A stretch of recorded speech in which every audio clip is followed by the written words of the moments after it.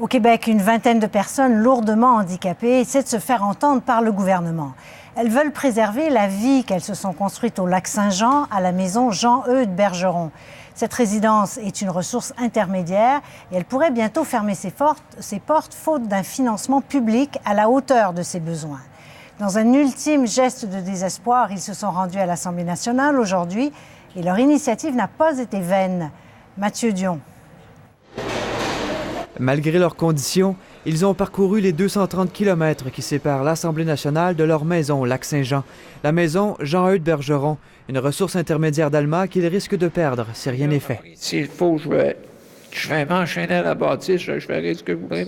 20 personnes qui souffrent d'un lourd handicap physique comme Gino Lebel vivent présentement dans la résidence. Ils sont jeunes, ont toute leur tête, mais leurs besoins sont supérieurs à ce que l'État accepte de leur fournir dans cette ressource intermédiaire. La maison manque d'argent. Où ce qu'on est, on est bien. On a notre intégrité, puis nous autres, on a besoin de ça.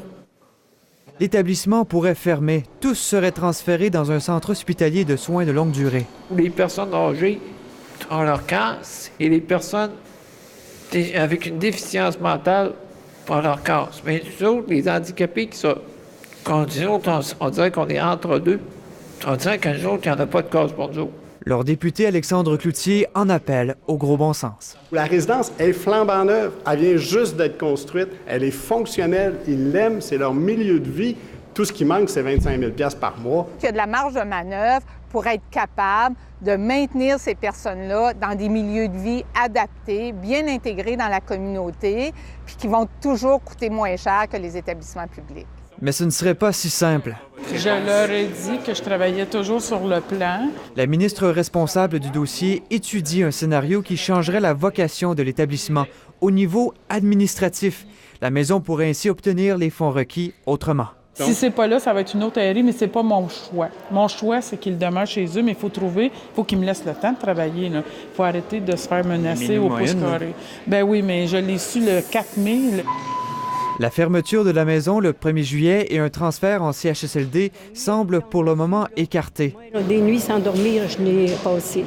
Reste que l'incertitude demeure toujours pour les résidents et leurs familles. C'est pas vrai que je vais laisser faire ça. J'ai fait une promesse à mes 20 amis qui sont résidents.